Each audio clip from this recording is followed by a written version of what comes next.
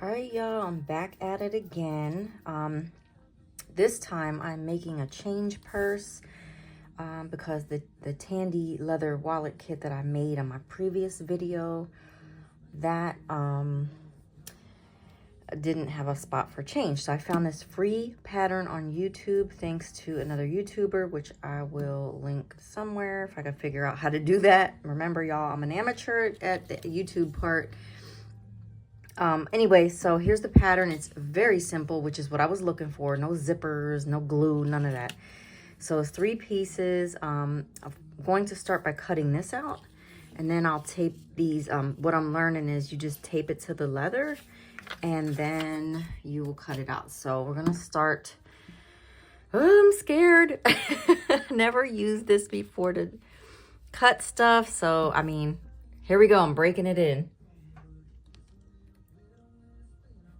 Oh, wait, shoot. Okay. I've seen a lot of the YouTubers use a ruler. Hopefully my big head isn't in the way, but I gotta get close so I can see it. So let's see. Line it up real good.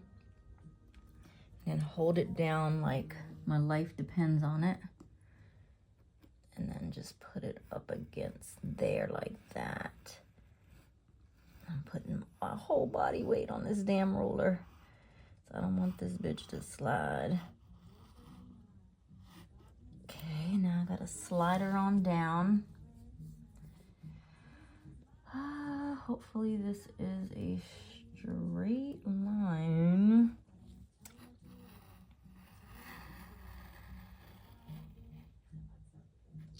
Slice it. Ugh.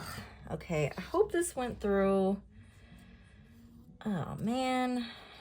Okay. Oh, okay. It sort of did. It sort of did. All right. All right. All right. We did it. We did it. Woo. Okay. I just gotta hit this part over here. Oops. Up. Why is that? Something under that? Weird.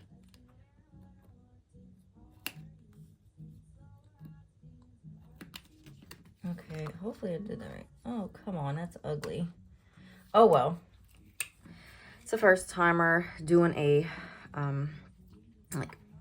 well, actually it's my second time doing a pattern from scratch, so. All right, so you guys get the idea. I'm gonna go ahead and finish cutting this out. And then I will come back when everything has been cut out. Good. All right, so now, so what I did was, I know a lot of people tape their stuff, like, but like this is so skinny, and I'm like, well, where am I gonna put the tape? So I did the thing where you make it into a donut and then you tape it on the back, so I could keep it in excuse me, in place. And also I was thinking, like, when I go to like punch the holes, I don't like, it's probably gonna get gunked up here, you know what I mean? And I was trying to avoid that, so I figured I would just put the tape on the back to at least hold it in place while I'm working with this. Okay. Maybe I'm like, should I hold this at a different angle or something? Like, what the hell? Am I not putting enough pressure? Like, I'm kind of like a little hesitant. You know, I'm pushing down too hard. Is that what it is? Well, I don't know, whatever, it's working. Just gotta go over it like a bunch of times. I don't know, like the people on other YouTube channels, it's like, boom, they go over it like twice and it's done. I'm like, ooh, they're cutting like butter. This ain't so much. And then I don't know how often I gotta change this blade. I'm sure I will figure that out as time goes on.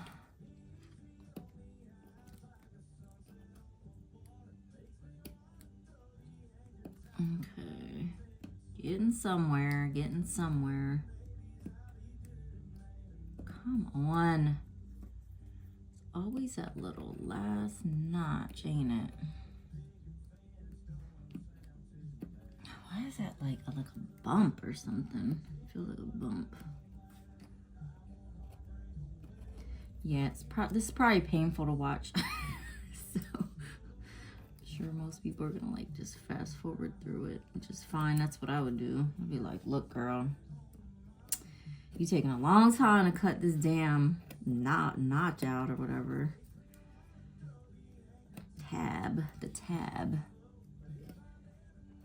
But yeah, I'm really glad that I found this free pattern. It was simple because some of them were like a lot of moving parts and I wasn't feeling that, y'all. I wanted something simple, something with a snap. I ain't trying to do no zippers.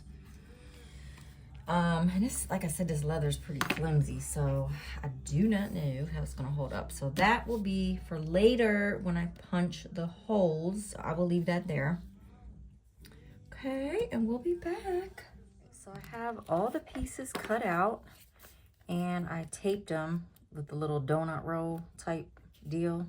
You know, when you take a piece of tape and make it like a donut, and I put it on the back because I didn't know how else I would attach it.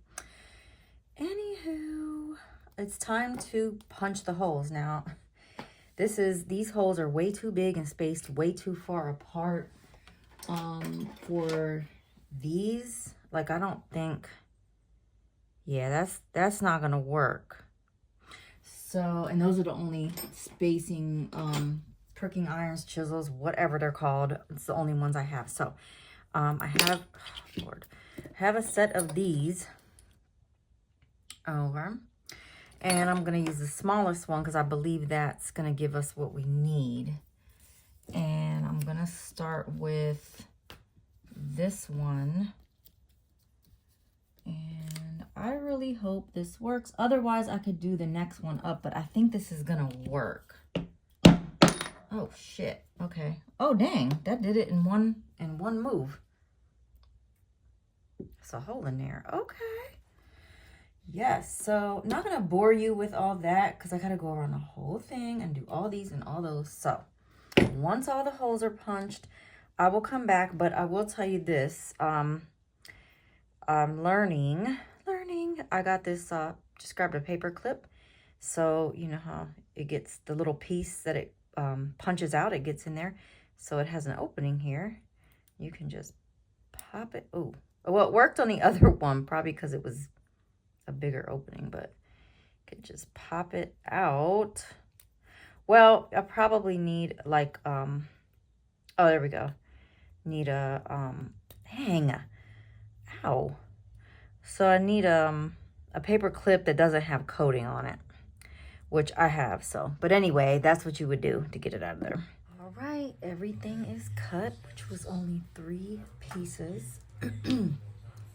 A, B, C. Okay. Now, I wasn't sure what color of thread to use. I have several colors in my kit. This is that Amazon kit I told you guys about. So at first, I was like, do I want to do this? Because it would like match, or do I want a little contrast? So I'm going with the off-white. And I hope I measured correctly because I wasn't sure. And I think I remember from my Tandy class that they said do like 4 times like per side or something. I don't know. I hope I did enough. I probably did too much, but that's okay. It's better than not enough. Now I want to show you guys how I thread this needle. It was difficult last time, so I'll show you how to use one of these little weird things. I never knew until like not too long ago. So you put this through the eye, okay? And then see how it opens up a little bit. Then you put like the because this is super thick and it's waxed, so you can only put like the very, very, very tip. And you want to, boom, just enough to pull it through.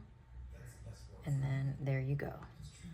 So that's a tip for y'all if you never used one of those.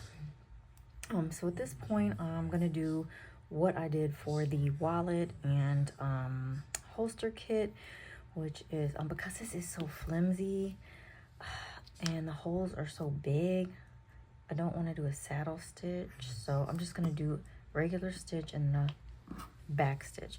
So it says to do, you do A and B And then you put, see, this is going to be the inside. So, oh, and I did a little snap thing. I didn't show that because it wasn't that serious.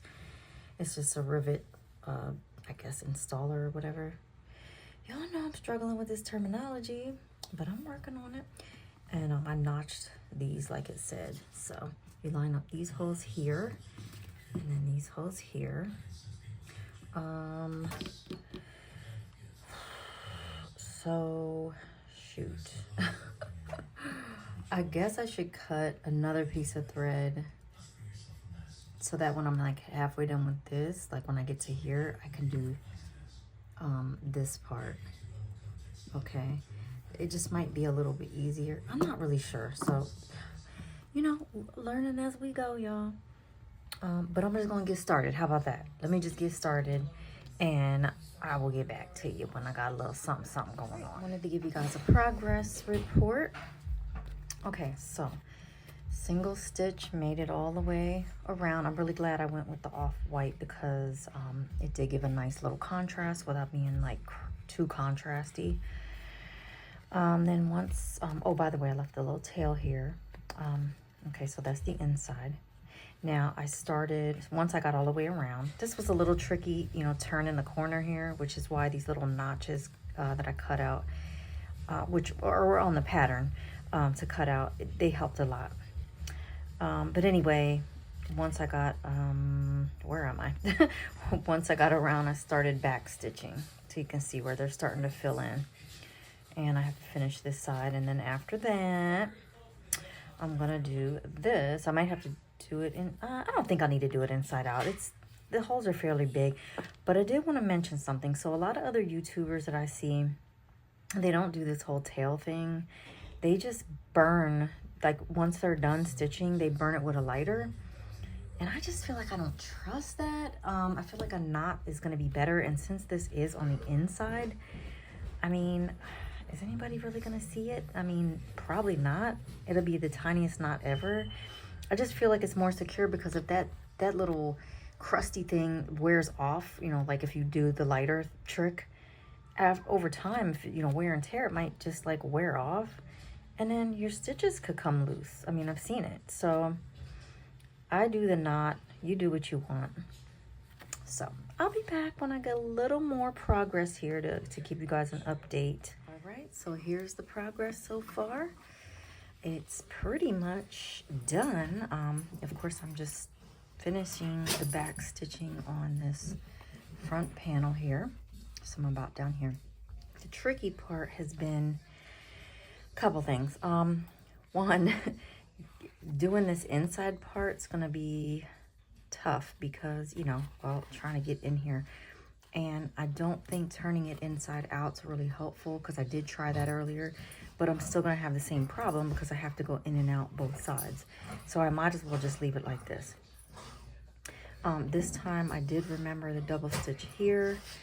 I did the double stitch up here, so what I'll do is when I finish off over here, I'll do another. I mean, look, it's not perfect, but this is my first time doing this like totally by myself, so whatever. I think I did pretty good. But I'm gonna do like a reinforcing stitch like over here, and that, okay. Oh, and then the last thing, which I'll show you when I do it, is I'm going to take a scratching awl, and awl is AWL, in case for other beginners out there like me who weren't sure. And then I'm going to use this ruler and like do scratch across to match the pattern, which is, how do you like this? I taped it to my wall to see it. But that's what I'm going to do. So I'll let you know when it's all done and ready to scratch the little lines, because the purpose of that would be so that it folds a little nicer, I guess. I don't want to scratch it too deep. It's done, like 99% done. Just have to do, see how this has those lines. So it looks like it's about, I don't know what measurement that is. Let's see. About 1 1/8 or something. So let's start here. Line that up. All right, let's see if we could do this. Probably should have did this before, but better late than never.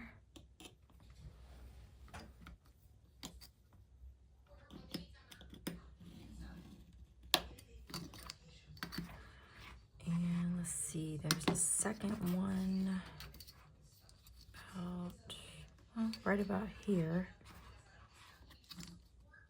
So let's do that.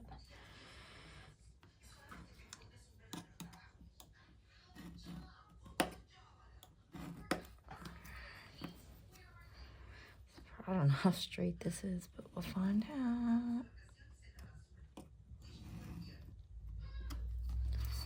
Okay, well, that's pretty decent. I don't know what of a difference it's gonna make. It's a little off. And I think you're supposed to do these little flaps. So try to do those. Yeah, this is why it should be done before you start sewing. I think like over time it's just gonna be folding naturally anyway, because it's gonna stay folded. I mean, until I just open it to grab change, and then I'm just gonna fold it back up. Come on. I would use the ruler, but it's kind of like an awkward position. All right, so now's the test. Put some coins in it. Let me grab my coins. Money, money, money. Okay. Personally, I will just say, if I had to do this over again, I would make it shorter. I don't need a coin purse this long. It's kind of long. But, you know, that could be my next one. Because I don't keep that many coins on me. You know what I mean? Just enough to, like, I have cash to, you know, not get a bunch of change back. So, flappers in. They'll wear in good. And then all right. I think we did good. Yes, I really like it. I think also that something else I would do differently is I would do a magnetic closure versus a snap. I don't have any of those, but it's something that I will add to my list to order. So for the next one, I will make it shorter and I will do a magnetic closure.